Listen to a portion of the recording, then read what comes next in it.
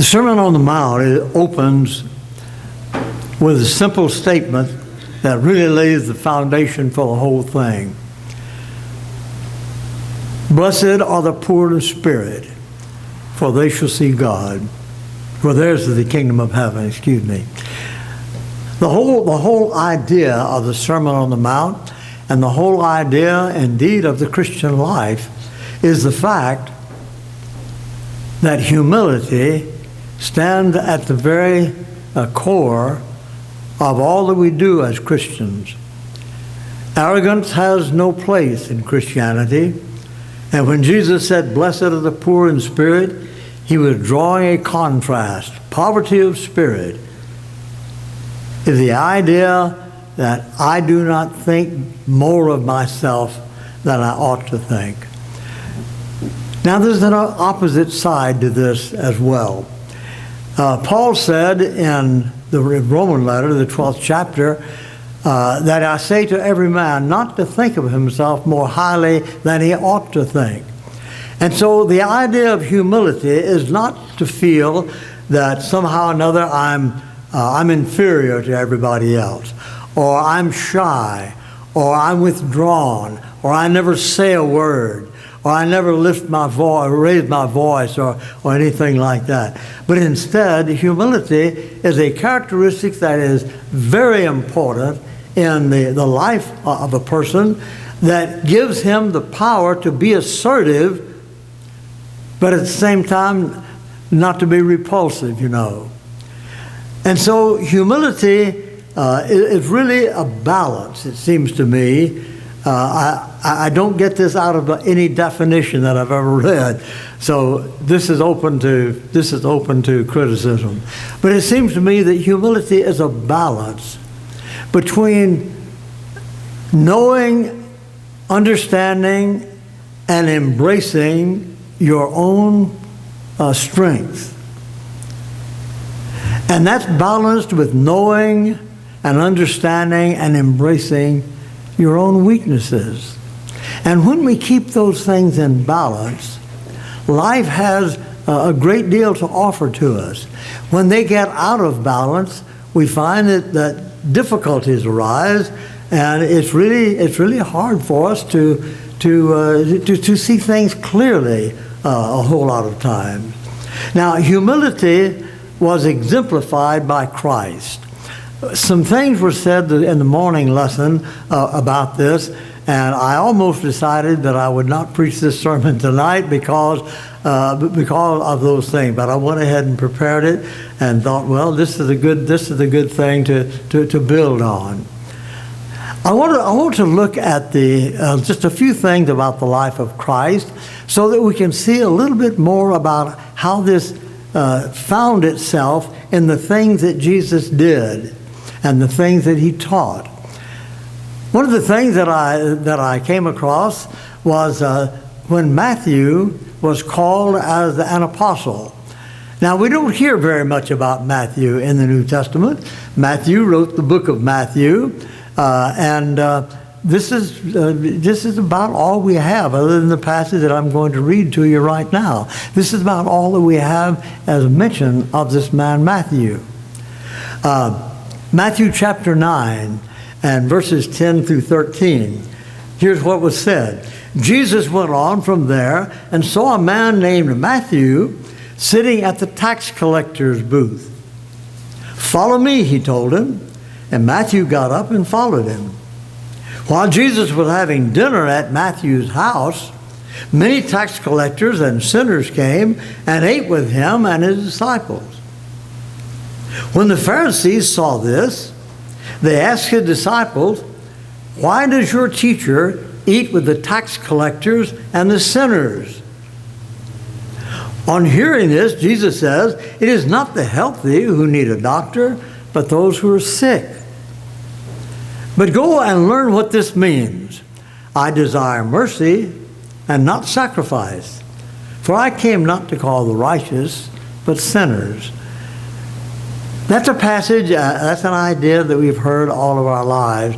And yet this passage is filled with a great deal of emotion, a great deal of feeling, and above all, a great deal of meaning for us in a very practical way.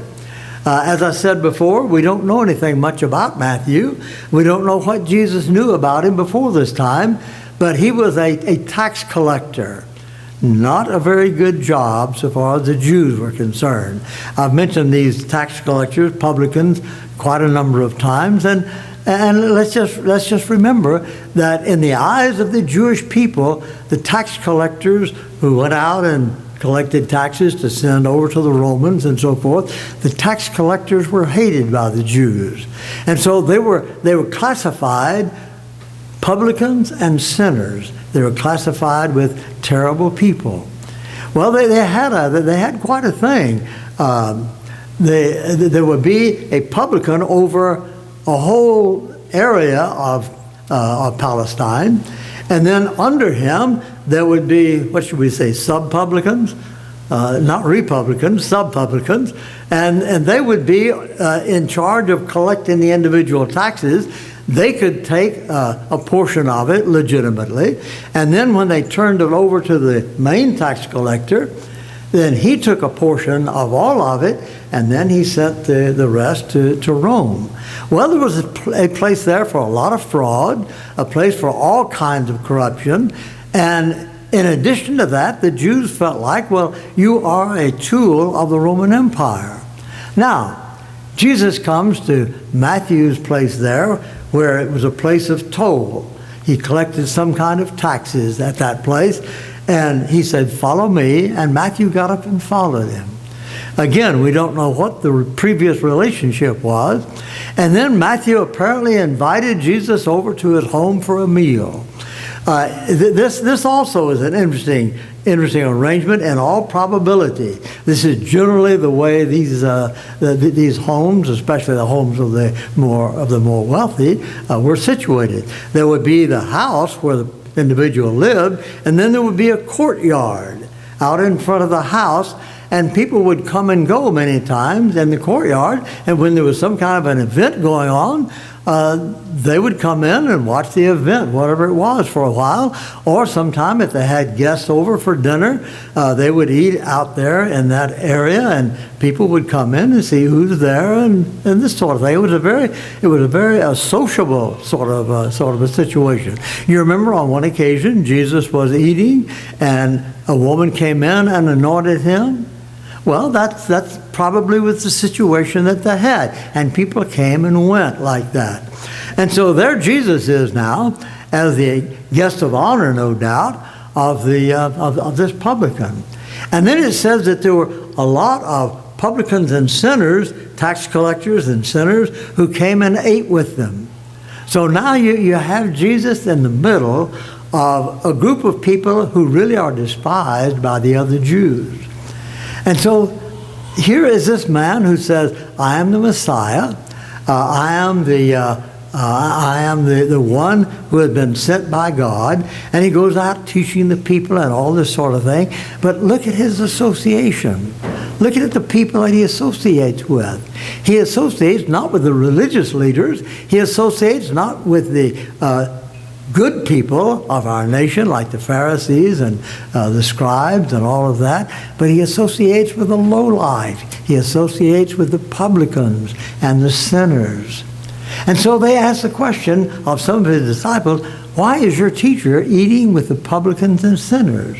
As if to say, we who are righteous, we who are good, we don't associate with people like this. Why would your master do that? Well, when Jesus heard it, he says, I want you to go out and find out what this means. Number one, I desire mercy and not sacrifice. And then he says, number two, people who are well don't have a need for the doctor, but people who are sick.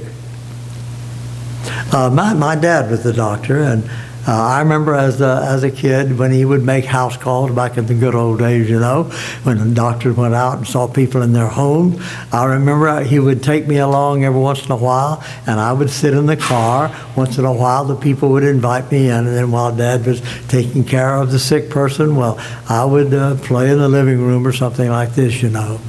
Well, the sick people are the people who need the doctor. Churches ought to be filled with sinners. Churches ought to be filled with sick people, just like hospitals are filled with sick people. Now, this is a silly thing, but just stop and think about it. Have you ever known a doctor who said, I never see sick people. I only want to see people who are healthy? No, that's not what doctors are for. Doctors are to see people who are sick people. And so when Jesus comes in this whole play, this whole scene, he says, I'm a doctor. I came to see the sick people. I came to help them. Now, were the Pharisees and the Sadducees and the priests and these religious leaders, were they religious people? Were they righteous people? They were religious people. And so Jesus implies something here. And he implies it by quoting from the book of Hosea, the 6th chapter. And he says, from Hosea, it says, I desire mercy and not sacrifice. And so when you go back and look at the context there in Hosea, you find a great lesson. Hosea was dealing with the same type of people as Jesus was dealing with, and that is this. And it's so easy for us to do. Ritual is one thing, and sometime ritual takes over, and instead of ritual being in its place, ritual is the thing that really turned out to be the thing that we observe. And so there's a difference between observing a religious practice as a matter of worship and observing it as a ritual. I can observe a ritual without thinking, but I can't worship without thinking. While I was preparing this lesson, I read a statement from a fellow by the name of George Burch, and I wrote it down. I thought he expressed it so very well. It's just one sentence. He said, ritual as a sign of a worshiping heart is acceptable to God, but ritual as a substitute for compassion is an offense. I thought that was very well stated, because it does say something about just exactly what Jesus had in mind, and that is that it isn't the sacrifice. It isn't the time that we just come together, but it's what's in our hearts that really counts about this. How much is my spirit, how much is my heart really contributing to my worship? Or am I sitting there singing songs and not even thinking about what they mean? I think sometimes, as a matter of fact, I thought about this song this morning.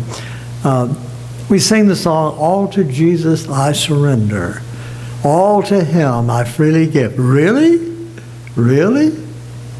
That's a pretty hefty thing, isn't it? To surrender to Jesus everything. But we sing sometime without thinking. Do we worship in other ways without thinking? Do we pray without thinking? Then maybe a lot of these things just come to be nothing more than ritual, and that was the problem that he had with the Pharisees. Now, what does that have to do with blessed are the poor in spirit? Well, it has this to do with it, that a humble heart, a humble mind tends to think more in terms of the meaning of worship than just the practice of the ritual. Humility causes us to look at God and say, the Almighty. In worship, I am entering the very throne room of the Almighty, the Creator. But you see, the ritual can go right on through, and we can practice this ritual and so forth, and we can walk out and it means nothing.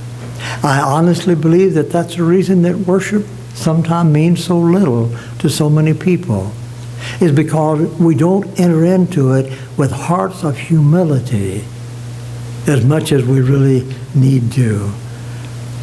I I wrote down a couple of verses from a poem by Edgar Guest.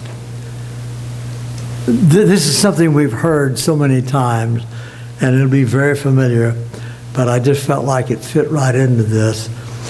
I'd rather see a sermon than hear one any day. I'd rather one should walk with me than merely tell the way. The eye is a better pupil and more willing than the ear. Fine counsel is confusing, but example is always clear. Well, what does this say about humility? It says, each of us should live in such a way that we exemplify something that's vital in the Christian life so that other people can see that we're Christians. Jesus said, let your light shine before men that the others may see your good works and not glorify you, but glorify your Father who is in heaven. One of the most revealing stories in the entire Bible along this line is the story of Jesus in the 13th chapter of John. It was just before he died, and they were in the upper room. John doesn't tell us about the instituting of the Lord's Supper, but he tells us a lot of other things that took place there that Matthew, Mark, and Luke do not tell us about. And he got up from the meal. He took off his outer clothing. He wrapped a towel around himself. After that, he poured water into a basin and began to wash the disciples' feet, drying them with the towel that he had wrapped around him. Well, that's such a simple thing to do, but it was so meaningful. It was especially meaningful to those people, those 12 disciples. Well, when he came to Peter, you know the story. He came to Peter, and Peter said, not me. You're not going to wash my feet. Why would Peter have said a thing like that? Well, let's stop and think about the washing of feet. They usually wore sandals, and they didn't have any pavement on the roads or anything like that, and they walked almost everywhere that they went, and so their feet got tired and dirty, and when they come into the house, the servant of the servants, so to speak, the lowest fellow on the totem pole, would go and get a basin.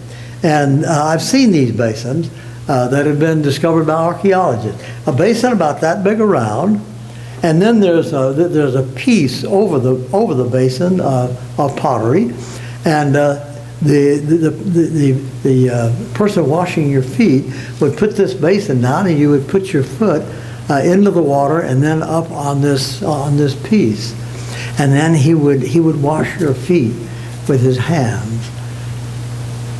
Well, when Jesus came to Peter, he said, you're not going to wash my feet. You are the Lord. You are the master. That's not the job of a Lord and master. And Jesus said to Peter, Peter, if I don't wash your feet, you don't have anything to do with me. And then Peter, you remember what Peter said? He said, wash me all over. Peter was always on one side or the other, and very strongly on one side or the other. And so Jesus said, in another passage, Jesus says, I'm among you as a servant. Well, this emphasizes this whole idea of humility, poverty of spirit, not arrogance of spirit, but poverty of spirit. Blessed are the poor in spirit. Those who are healthy don't need a doctor, but those who are sick. And so Jesus says, I am with you as a servant. What does that say to us? Well, in the rest of this statement about the washing of the feet, Jesus finished it, and then he says, do you understand what I've done? He says, if I, your master, have washed your feet, you ought to wash one another's feet. Now, through the years, that turned into a ritual. So there was a particular time when foot washing was done. not as a need, not as a service so much as it became a ritual. This was, unfortunately, this was kind of like the Lord's Supper. We come together and take it, and whether we really think of the death of Christ and his resurrection and all, that's all up to us as individuals.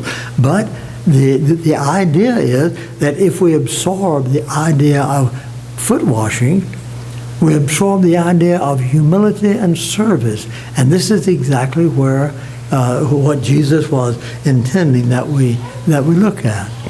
And so humility is at the base of so much of this. A fellow by the name of C.S. Lewis wrote a very interesting book. I love some of the things that he wrote. If you haven't got the book yet, because I've mentioned it so many times, get the Screw Tape Letters. Let me explain just briefly what the Screw Tape Letters were all about. Screw Tape was the devil. And he had what he called a junior tempter on the earth. And C.S. Lewis, compliment to him, it doesn't sound like it, it seems that he knew more about the work of the devil than anybody I've ever read after. I don't know whether that was from experience or just what it was, but he knew just exactly how the devil operated. And so in the Screw Tape Letters, Screw Tape would write to this junior tempter on the earth and tell him, and by the way, the correspondence would go back and forth, but we only had Screw Tape's letters, and he would tell this junior tempter how to operate and how to tempt this person that he was working with. For example, Screw Tape wrote to Wormwood, and he said, I understood from your letter that you felt like you had completely failed because your patient, and he called him a patient, that your patient had become a Christian. He said, that isn't a failure. He said, some of the best work we do is done with Christians. And that was the theme of the whole thing. Well, Wormwood wrote a letter and told Screw Tape about the fact he could no longer seem to do anything with his patient because the patient was so humble. And so Screw Tape wrote back to him and he said, oh, that's dangerous. That's very difficult to deal with. But let me ask you, have you reminded him of his humility? Have you reminded him of his humility? You see, when I begin thinking of how humble I am, I cease to be humble. When I begin thinking of how good I am, I cease to be good. The idea of humility is that the focus is not on me, the focus instead is on God. And so when I'm thinking of my own humility, that immediately turns into a source of pride. A source of pride. And that, of course, contradicts the whole idea of this humility. Now, let's take a look at a little different thing. Sometimes people who are very humble can become very arrogant. Why would they do this? Well, there's a very fine example of this in the Old Testament. There was a man by the name of Saul, and Saul, his father had some donkeys that got lost, and Saul and a servant had gone out looking for the donkeys. And they met Samuel just by accident, or so far as Saul was concerned, he thought it was an accident. And so Samuel spoke to him, and he said, he anointed him, first of all. And then he said, as for the donkeys that you lost 3 days ago, don't worry about them. They've been found. And then he said, to whom is all the desire of Israel to turn, if not to you and your father's family? Well, what if a prophet of God said that to you? And Saul responded in this way. He said, wait a minute. Am I not a Benjamite, the smallest tribe of Israel? And is not my clan the least of the clans of the tribe of Benjamin? Why would you say this to me? And this is a mark of the humility of this man Saul. And he was anointed as the king of Israel, the very first king of Israel. He was chosen by God to be that king. And then when they finally were going to confirm his kingship, they couldn't find him. He hid himself among the baggage. And the first part of his rulership was so successful, and he was a very humble man. And then something popped up here where a man by the name of David, a young boy by the name of David, captured the attention of the nation by killing Goliath. And then women came out and sang, Saul has killed his thousands, David's his tens of thousands. And you remember that story. Saul was jealous. And you can see the jealousy of Saul rising and the humility of Saul subsiding as you read the rest of the book of 1 Samuel. This whole thing of jealousy, comparing myself to someone else. Adam Clark made the statement in one of his commentaries. He said, jealousy is that ill feeling that you have when you notice the excellence of someone else.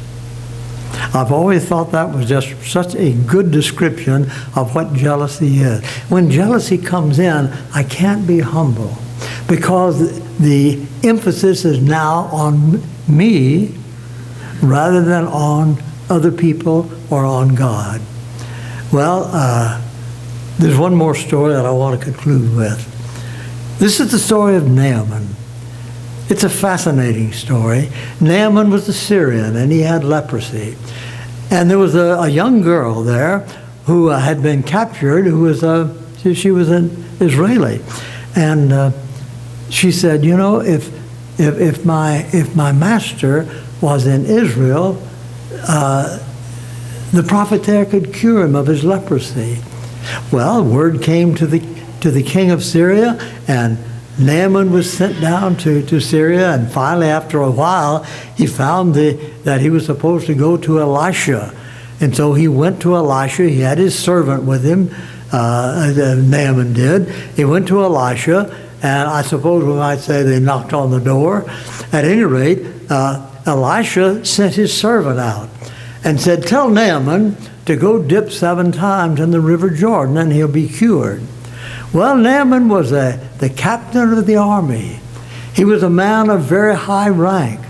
And now this prophet just sends his servant out. He didn't even come out and wave his hand over the place and touch me and cure me. He didn't do any of those things at all. And Naaman became angry, and it says that he turned in a rage.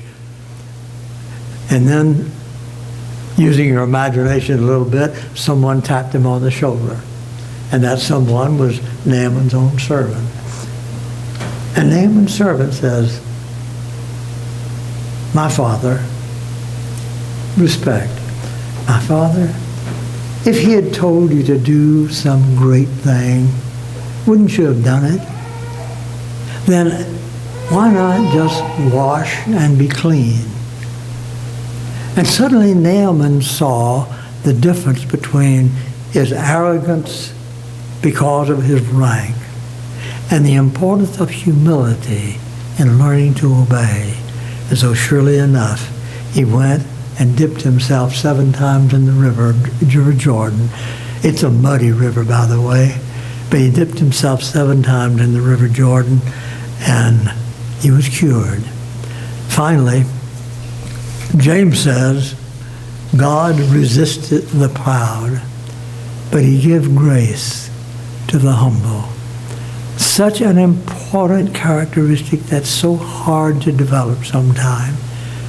But that's one of the characteristics that Christ had that he exemplified to us, that he tells us that we also should learn to inculcate in our own lives.